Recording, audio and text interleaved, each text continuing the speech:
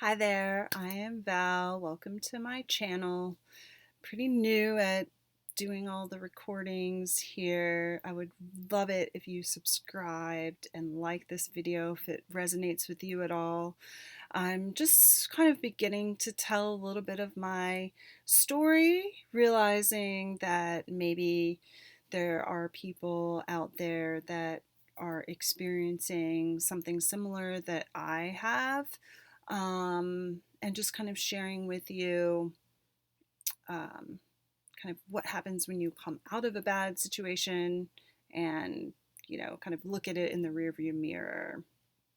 So, this video, I'm going to be talking about how to recognize you are literally in a toxic workplace, and you may have feelings that are kind of lingering, like this isn't a good, healthy place for me. Um, but what to do about it?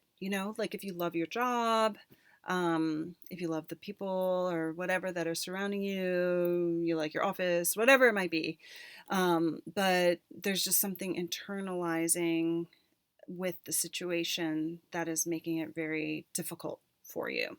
And what are your options, right? Because oftentimes toxic work situations are really created by the other person as a control mechanism, right? So you might not feel that you have control, or, however um, you are approaching the situation. Okay, so caveat, I am not a psychologist, I'm not a psychiatrist. I am literally just somebody who has gone through some, traumatic experiences that lasted a significant amount of time. Um, and I'm kind of, like I said, on the other side of it now after making a choice to walk away. And so, this video series and my channel, what I'm really hoping to do is just to encourage people to, one, disconnect to reconnect. What are some of the things that maybe you can do on a small scale to a big scale, maybe not as extreme as what I did, which was literally walk away from like a pretty good career, to start over and living in the countryside where I've never lived in the countryside before, and all of those challenges that come with literally creating a new lifestyle. So I'm calling that forging my unpaved path. I'm living in a rural area now, and I've never had that experience before. So it is, from sun up to sundown, a challenge every day. Anyway, back to the toxic workplace. Okay, so from my experience, this may or may not resonate with you. If it does, please leave me or leave comments, and maybe we can share and build a community around finding a healthier way of life. So most often, positions will require you to go through some sort of HR training, right? Which talks about, most often, like sexual harassment, Title IX, these different types of things. So, what I didn't realize in my situation was that even though that existed, there wasn't actually going to be anyone really around to help me. Um, so, I actually started in academia. I'm a graphic designer and decided that I really loved teaching rather than working primarily with clients like in advertising agencies and stuff. So I kind of took this different path, and got myself into a career where I thought that it was going to be a lot of, actually, to be honest, like time off, right? Because of the academic schedule and like time to be able to do my own thing. Um, and I think that academics create, and the university college environment is something that actually creates this type of toxic situation because of the very nature of the type of job it is. So up until recently, a lot of institutions had have a tenure system, and a lot of them are moving away from that right now, partially because they just don't want to pay the higher salaries, possibly because they just don't want to have to guarantee um, someone's lifetime career, because academics and enrollment are actually really precarious right now. People are maybe deciding not to go, or they're in a certain geographic area where they don't have as much demographics, like people coming in. So an institutional environment like that relies on clients coming in the door. Uh, so because of that, people start to get very territorial of their job, which doesn't make any sense because it's like it's kind of guaranteed. But I actually witnessed this happening to other people in my workplace, not just happening to myself. And that's when I realized that I could no longer be in that particular employment, not only that employer, but that industry. Because I feel like I've seen so many examples from kind of small to more extreme that I was in, that I'm like, you know what, I just don't want to be a part of this like systemic thing, right? So the short story of kind of where I discovered that I was in a toxic workplace. My first tenure track position, it took me a couple of years, and this is part of the problem, because you're inside, you're doing your job, you're doing all these things, you're writing reports, you're getting reviews, you're doing whatever it is that your job is asking you to do, but there's like something weird happening, right? So in my first tenure track position, the something that was weird that was happening was I had a male colleague who was designated to teach the same um, subject matter as me. And I was in charge of about half of the required classes. And this is also kind of a video that actually going to be posting about my life in academia. So it might not make sense to any of you, but stick with me. Okay. Anyway, so I was responsible for a certain kind of content, and this other person was basically responsible for the other half. And students were required to take all of these classes in order to get a diploma. So because that takes, 2 or 3 years once you're in that track, so a 4-year program, but 2 or 3 years, it took me 2 or 3 years, 4 years to realize some of this stuff was going on behind the scenes. And I didn't realize that's why I was like uncomfortable.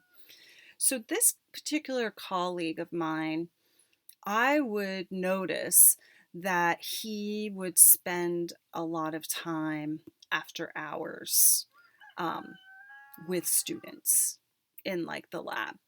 And how did I know that? Is because they would talk about it. And I worked at a private school where the private school demographics was probably 60% women, student body. But in my program, it was more like 90%. So it was this particular person who kind of had a way of like complaining and like commiserating with his students about how his life was miserable. His wife was, sick, or like didn't, so all these different things. And I'm like, what is going on? This is so unprofessional. It got to the point where he was given a high responsibility of kind of being more administrator. And I went from getting the reviews that were like spectacular and you're doing an amazing job, to when he was in charge of doing the reviews, to like subpar.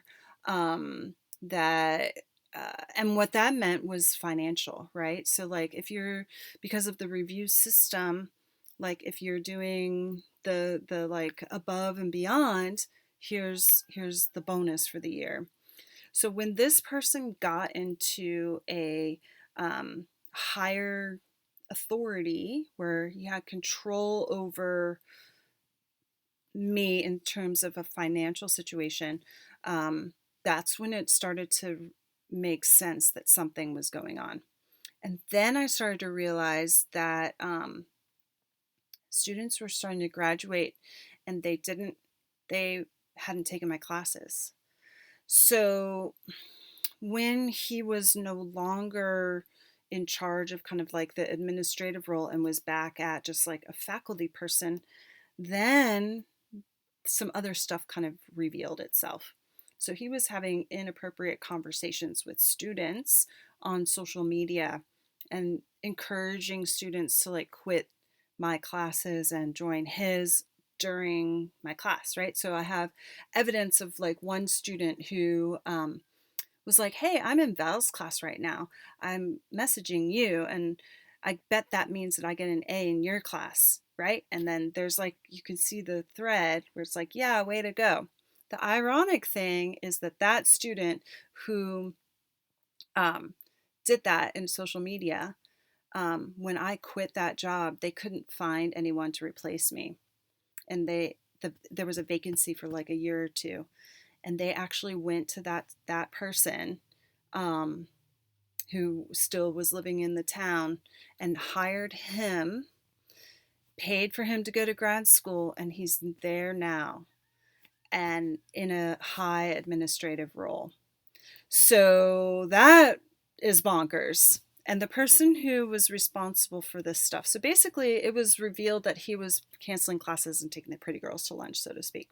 That person is still there, has like full tenure, got the raises, got a whole deal. I was told, on the other hand, when I finally forced my way into applying for tenure, that my dean, the administrative person, would not support me because she just didn't understand, and she just wanted to kind of like push this under the rug. And they basically told me that I needed to learn how to balance rigor with nurture. And I would have conversations with colleagues of different genders, and the the typical conversation was, if you were a man, they wouldn't tell you that, right? So then I moved to a different position, a different institution, and I thought things were going to be like super amazing there. So they dangled the carrot. I uproot my life. I move 2,000 miles away, and I start this position. And I'm working with a female colleague at the time who had built this program, and she started telling me, she it was just like she just would say, don't worry, Val, right? So I went from a situation where I realized that somebody that I was working with was kind of a creep and was kind of grooming people, and no one believed me, and I was the one that was being called vindictive, to a situation where I just was kind of tired, and this person was like, just do your job, don't worry about it. But 4 years in, then the crap hit the fan, basically. I was in a meeting with this person. Well, we would have weekly meetings, but nothing would ever get done because it was kind of like a soapbox type of thing. And in that meeting, I got threatened, thrown something at me, and it was really rough. I walked immediately out afterwards. It was closed door meeting with one other person involved, and immediately afterwards I walked like two doors down to the administrative person, and that person basically was like, "Well, you were really good at your job. Maybe it's time for you to find another job." And I was like, "Nope. You're supposed to deal with this. This is your job. It's a management job." And she's like, "Well, she's tenured, and you've got a few more years before that like happens for you. So wouldn't you just be happier finding another job?" And that led to a long series of things where I ended up knowing that I was going to get tenure, because if I didn't, I had a lawsuit with the stuff that happened afterwards. But in that moment, I was like, what the hell is happening to me? And in my life, sometimes I look for resources um, to help me like understand or yeah. So anyway, I actually still have the book. I don't know if the yeah. So here's this book that I found, and you can see all my little notes, right? So what I'd like to do is highly recommend this. It says take the bully by the horns, um, and it says stop unethical. Let's see, right? Stop unethical um, from ruining your life. OMG. So let me just it's a really great book, and like I said, I have it all like bookmarked, but let me just see if I can find the survey. So there's a survey in here, and I actually quoted this survey in a letter that I wrote to complain about the situation. Because after I went to the administrator's office and she told me to find another job, at the end of that meeting, she said, well, maybe you should just go home and get a glass of wine and take a bath. I'm like, this is pathetic. So then I went to the union. So we had a strong union, which was one of the reasons why I liked work, like I wanted to work there. Um, but the union president basically, the faculty union president basically was like, this is a so the union won't help you unless the institution does something to you, and that it's the management's job to handle personnel issues. So if the management can't handle the personnel issues, that is not their problem, right? So the union was basically like, there's nothing we can do, suck it up. And eventually, some of the older colleagues that I worked with, not in my discipline, but like on the hallways and stuff, they basically were like, you just need to learn how to get along. And I'm just like, I'm in the meeting and that person is not in the meeting. And don't you see all the ways that this person is like, screams at people, or these just vile emails that would be sent, all these different things. And my response to them was, if I was coming, and this is not to to downplay anybody's personal experiences because I haven't had this, but I basically said, if I was coming to work with a black eye and broken bones, would you tell me just learn how to get along with that person, right?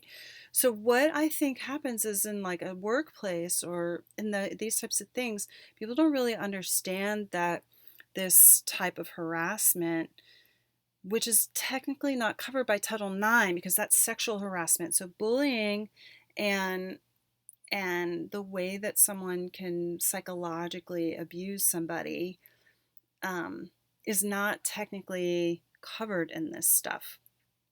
To the point where I was actually on a hiring committee to hire a new manager, a dean, and we specifically asked this person's references on the phone. I'm calling and talking to these people. How do you handle personnel issues? When we hired this person, he's sitting in the office. He says to me, Valerie, I've looked at that contract and it doesn't say anywhere that you can't be a jerk.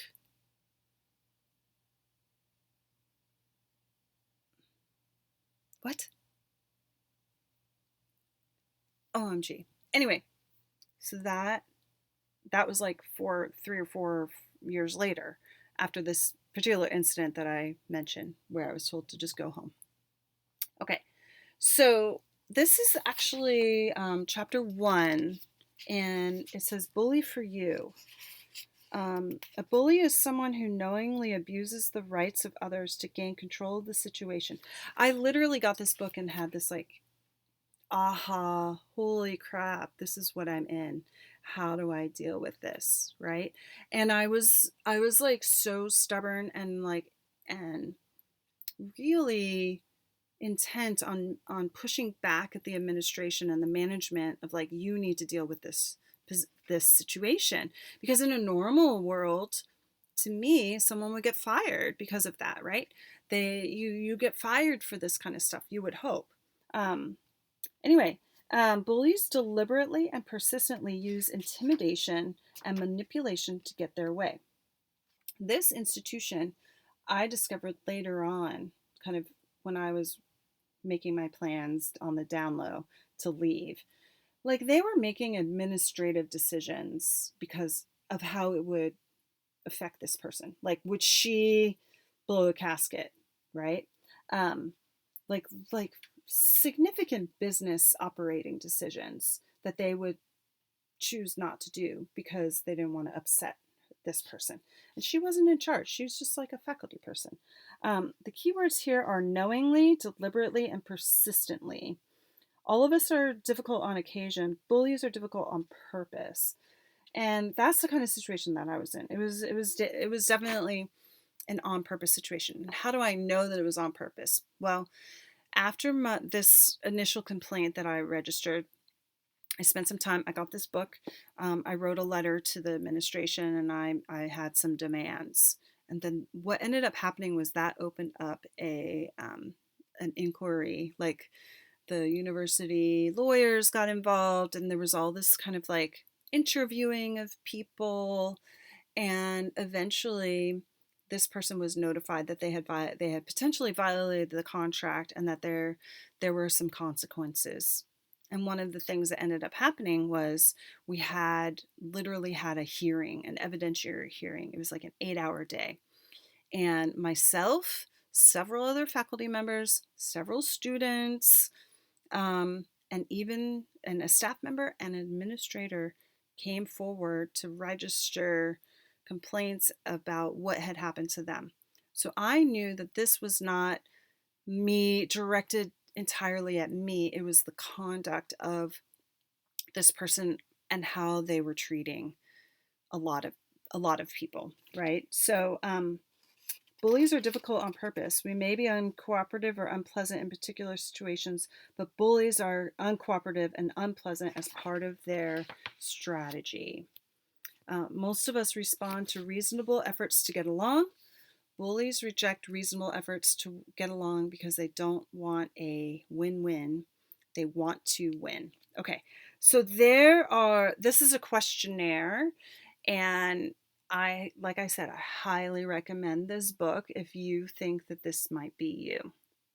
All right, so in here, so you can see, there's rarely, occasionally, and often. I'm going to read all of this stuff, and I'll try to remember, because this is one of the first videos that I'm posting on my channel, but I'll try to remember to put this book in there in case you need to look it up. Okay? All right, so questions, let's see. There's 15 questions, and I answered like yes to all of them except one, maybe. Okay.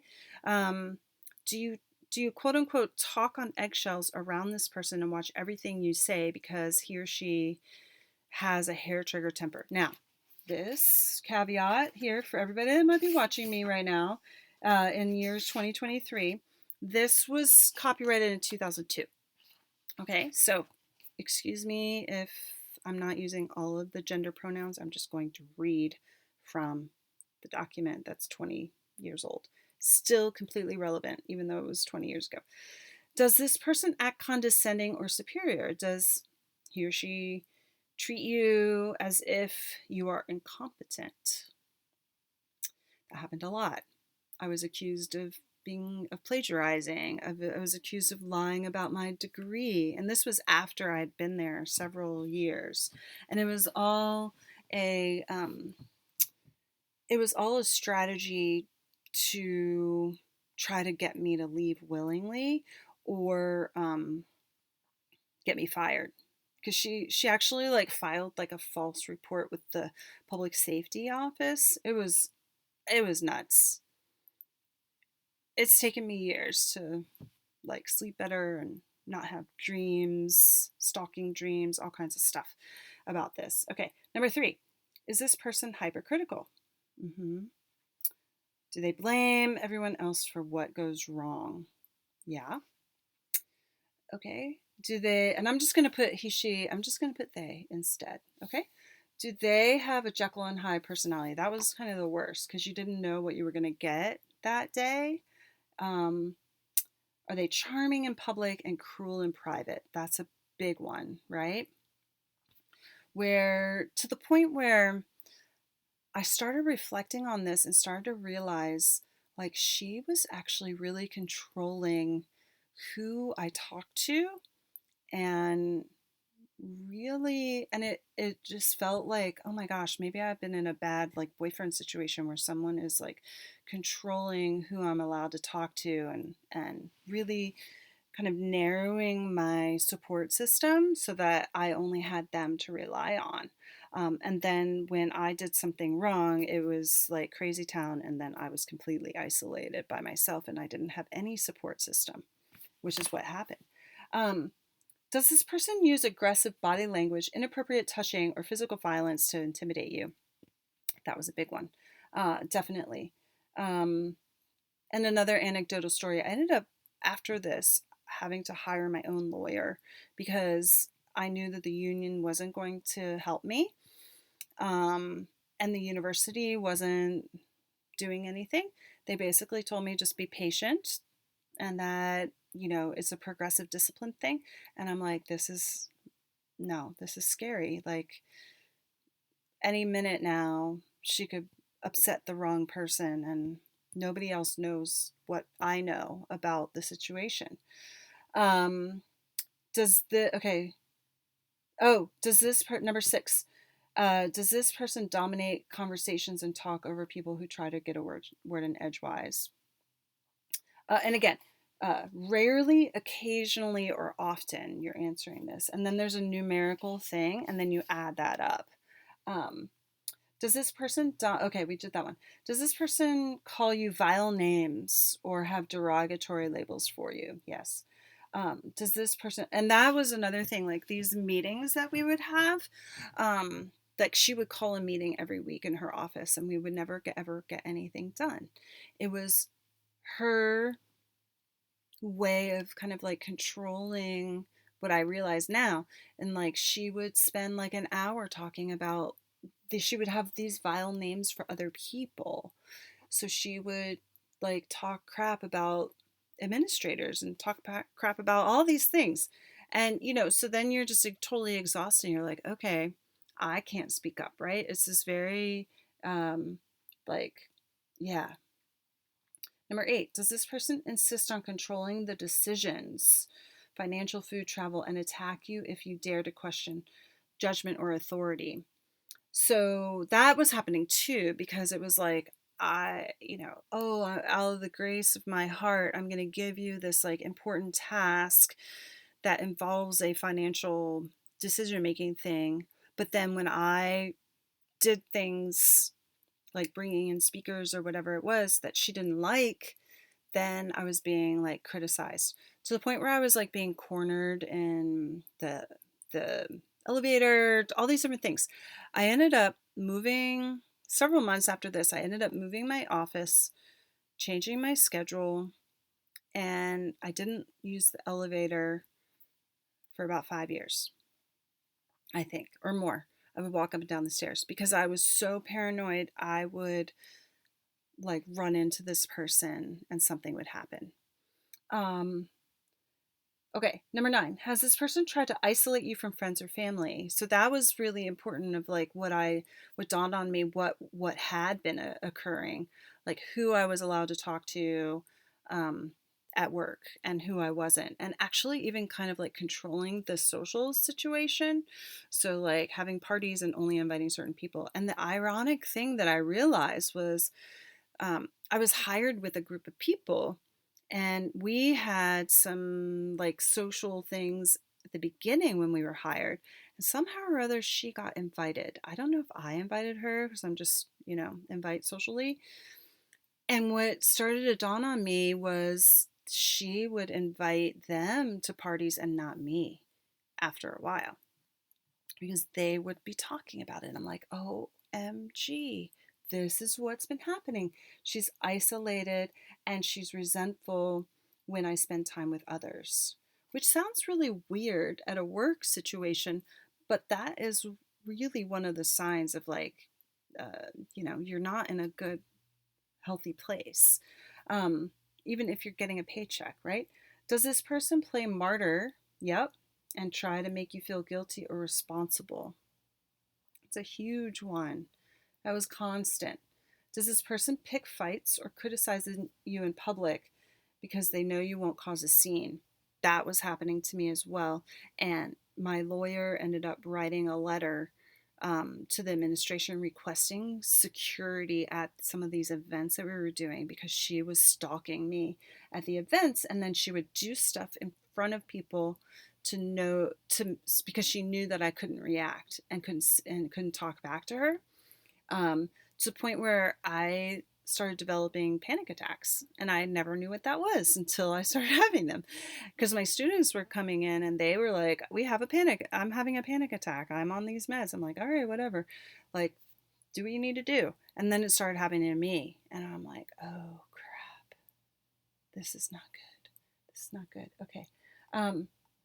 If you threaten to end the relationship, does this person make nice to get you back and then begin mistreating you again? So this is literally stop unethical, uncooperative, or unpleasant people from running and ruining your life. Take the bully by the horns. So it doesn't necessarily, it's not technically exclusively a work related thing, but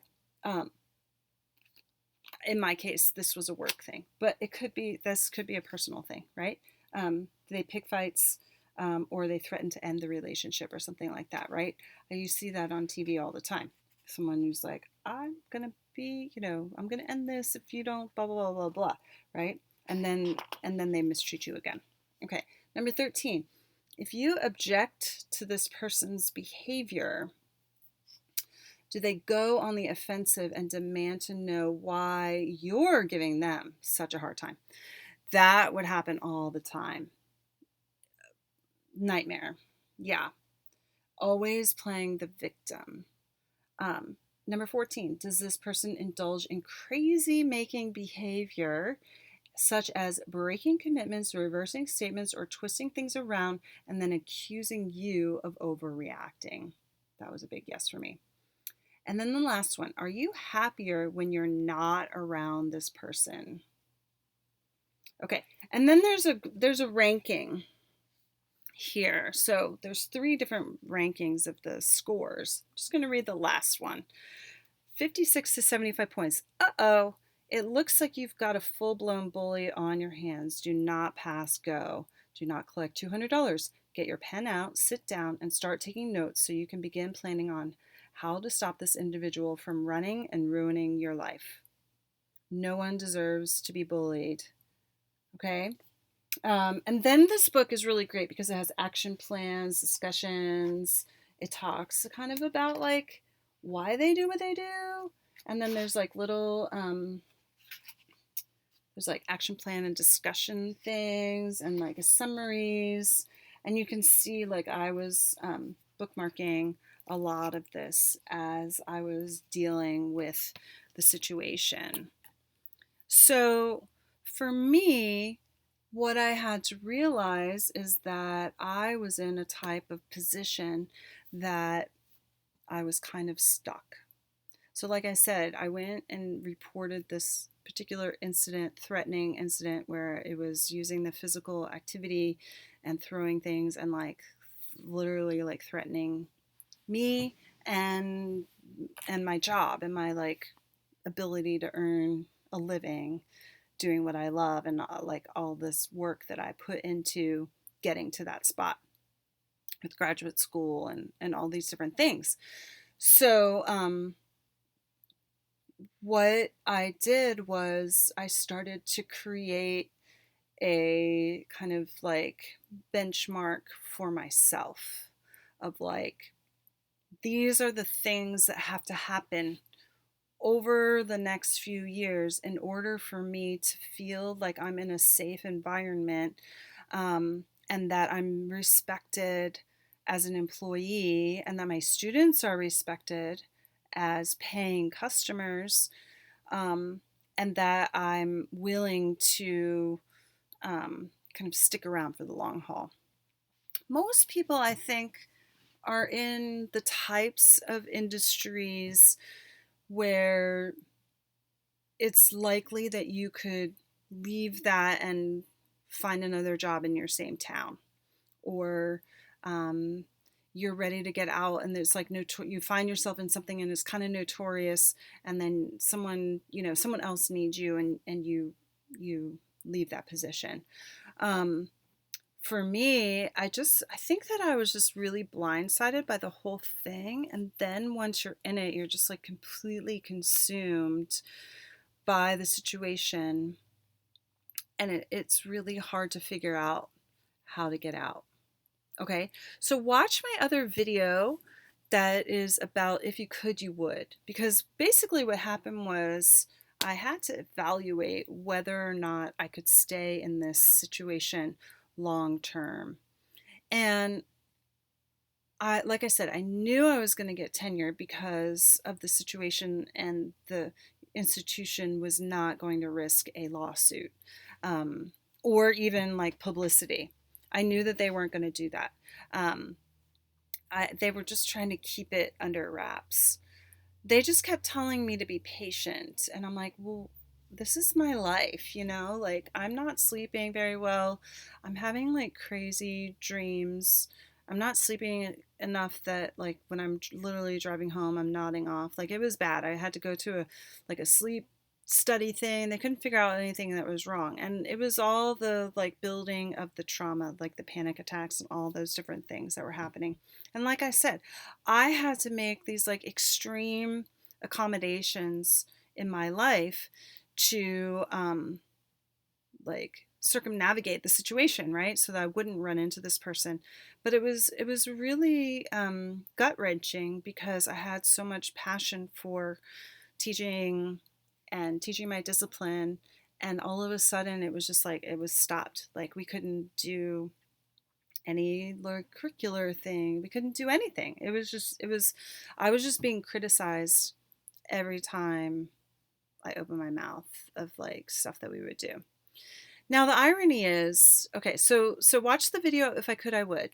So basically what I ended up having to do was thinking about, can I stay here, right? So I knew from my past experience in academics at the previous place where I was that it's never a guarantee in this particular career choice that I've given myself that it's not going to happen again. No matter how nice people are on an interview and how like beautiful the office is or whatever it might be, it's inevitable that this could potentially happen. And I also know for a fact that this happens in lots of other places because you hear the stories of it, right? And when job openings are at the same place every year, why do they have a job opening every year? Why can't they keep somebody if it's such a great job? Why do they have the same position all the time? Is somebody bullying and kicking people out? So I actually witnessed this in other areas at the institution. I would watch and meet brand new hires, young people, motivated, passionate about their discipline.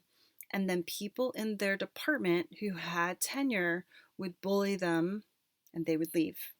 It might be the first year, it might be the second year, but they wouldn't be pushed to the point where like where I was, where I was like almost at tenure when it got really bad, because I was so determined. So what I realized when I was examining the situation was, what happens if this person is no longer part of this story? Is it okay for me to stay here? And that's when I started to realize that there was like weird antagonism between faculty, all the people that I worked with, and the administration and the people who run the thing, right? There was a lot of like bullying and just the way that we were treated, the way that staff was treated, the way that our contracts were written. I started seeing that there was antagonistic and rude conduct and kind of bullying conduct between different departments. And what I realize is this is not just one person.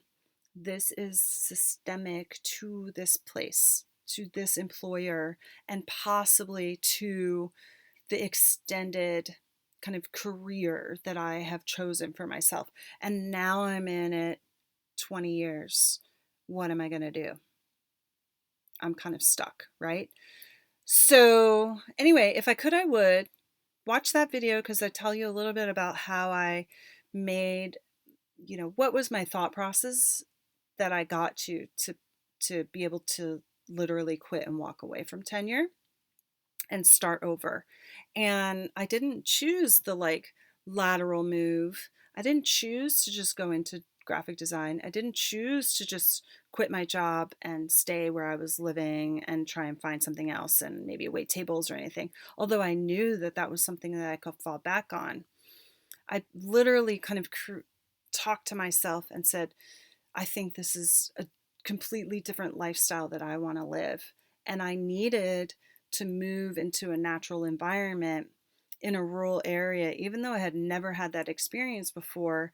And it took me 2 years at least to, what I say, kind of clear the fog away from that traumatic experience that lasted more than a decade at this particular place. So the healing properties that I needed of being closer to nature and being away from the kind of rat race type of environment is what I needed for my survival. It's not, it's the most extreme, I think, for some people. It's just like do this, like literally escape walking away from that guaranteed thing, right?